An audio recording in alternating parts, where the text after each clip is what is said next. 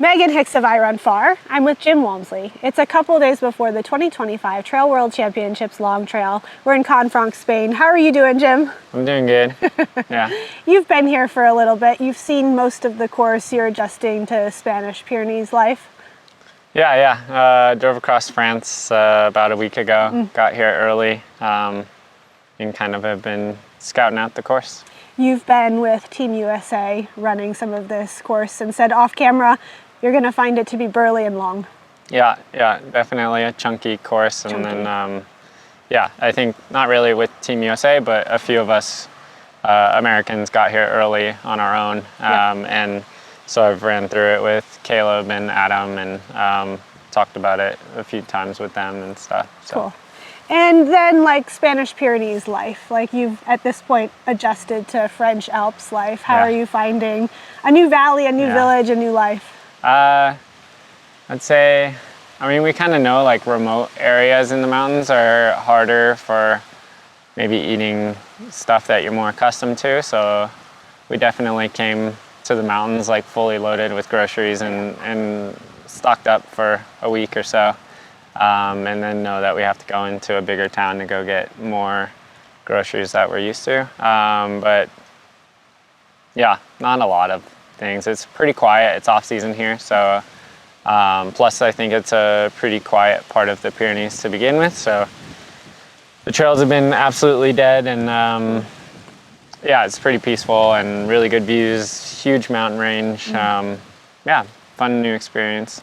It wasn't that long ago that the world saw you racing at UTMB OCC. I think it's like 4 weeks before race day, right? Yeah, I think. So about 3 weeks ago. Yeah.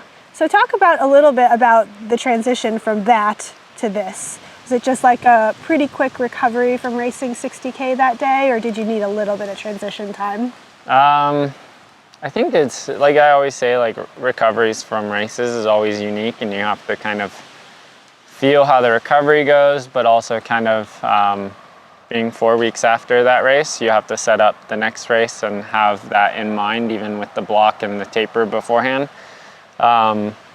But I think as OCC was coming up and I was doing pretty regular workouts that I was getting a little excited about it because workouts were going pretty good, that I think I gave a little more of an aggressive taper than I thought I was initially going to. I thought I was going to run through it a little more, but then I wanted to make sure I put a better foot forward at OCC, so started backing off a little earlier than initially planned, and then with that in mind, knowing that ideally I would like to get back into training rather quickly so that it's not too much recovery plus taper time off and now all of a sudden I'm not where I need to be.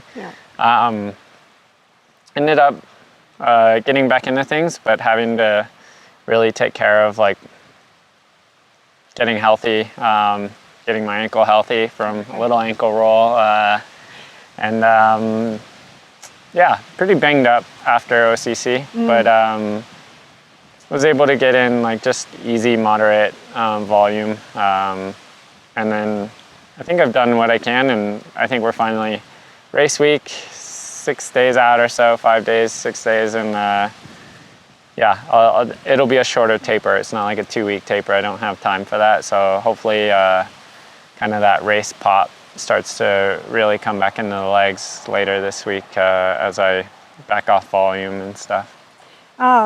Racing OCC like 4 weeks before Trail World Championships, like it could go really good or it could go really bad, just in terms of like, if you have a tweak out there or have to, I don't know, race late like you did, like racing to the line with Christian Minogio. And well, I don't know, I guess like 5 out of the top 6 OCC guys are here at the World Championships in the long course, so lots of people in that boat.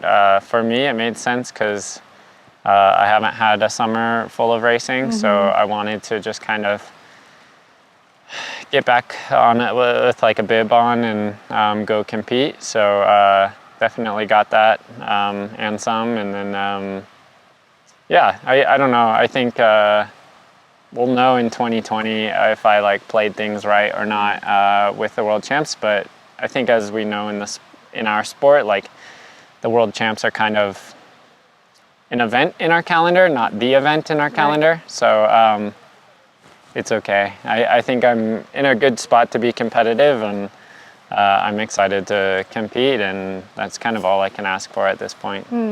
Like, it was a pretty fun race to watch you race at OCC. It was very dynamic all race long, lots of passing and repassing, and then quite a late race to the line with Christian Minoggio from Italy, who we're going to see again here. Was it also fun for you to be racing that, to have it be so dynamic like that? I think I wasn't aware in the race of all the dynamics that were going on behind me, or how close people were. I think at one point a friend told me that I had 3 minutes, and I definitely thought I had 3 minutes, but then in retrospect, I've never had 3 minutes. There was never. And yeah, I think it was extremely dynamic when I analyzed the race, but in the moment, after kind of the first group and mainly Petter dropped off, I definitely had the rest of it pretty much by myself until Christian caught me in Argentière, and then kind of dynamics in the race got flipped upside down for a little while. As a spectator, that was pretty fun for all of us to watch, because it was back down in the valley where it was well documented, seeing back and forth. I guess it was probably fairly intense for you though, the last 8K or so? Yeah, maybe half of it was intense, because the first half, even when you passed me, I wasn't feeling good, and pretty upset stomach, and just wasn't able to get in enough liquids all day. So I think kind of was backed up a bit, but yeah, I haven't seen any video of me actually puking yet, but I think someone does have video. But who is it out there who has that? Yeah, so I say the puke and getting my stomach more settled allowed a bit of a rebound in energy, and actually was able to run better because I didn't have as much of an upset stomach at that point. A bunch of stuff in your stomach mixing around and...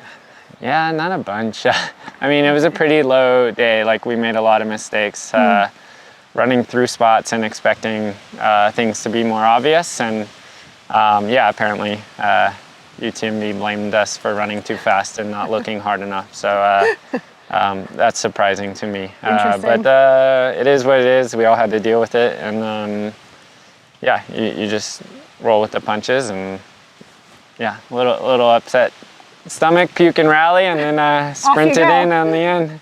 It was a very exciting race from a spectator perspective, so thanks for providing that to the world. At my cost. At your cost.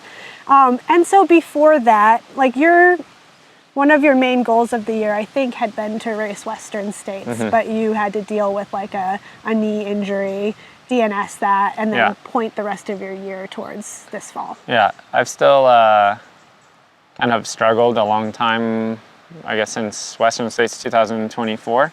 That really aggravated my pes answering, which is I get the pain near my knee, but not really involved in my knee. But for simplicity, it's I have a knee pain, but it's not kind of so yeah, that caused a problem at UTMB after that race, and then there wasn't anything, and it took a long build up during winter, and thought that I was getting through it and over it just in time for Chianti, and it had winter training was more boring than usual to kind of control that, and had its ups and downs through that.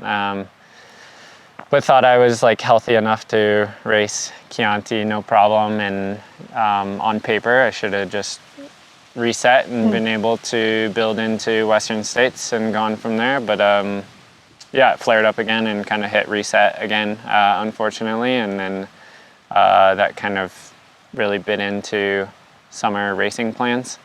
But that puts me in the fall, so OCC was my next race, and kind of wanted to do that since I hadn't raced since March, so just kind of getting my racing legs back, hopefully, and hopefully improve even from OCC.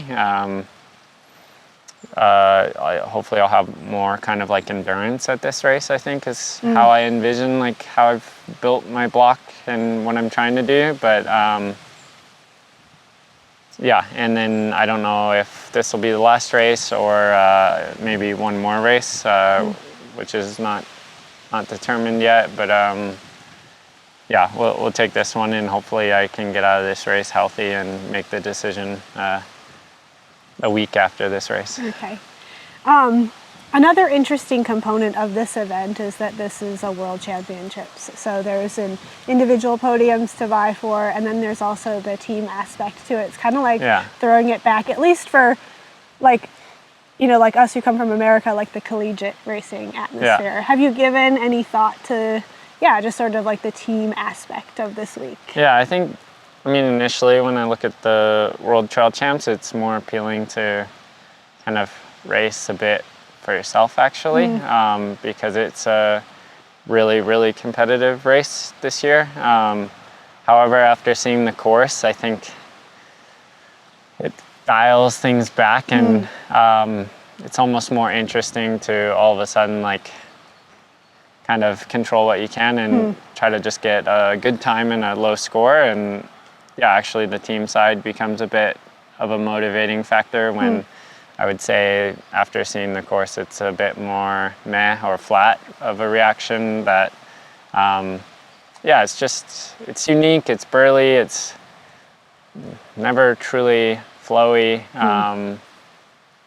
Yeah, it's interesting as a World Championship course. So to have the team aspect has actually been so far like a pretty bright spot to still be motivated for the race.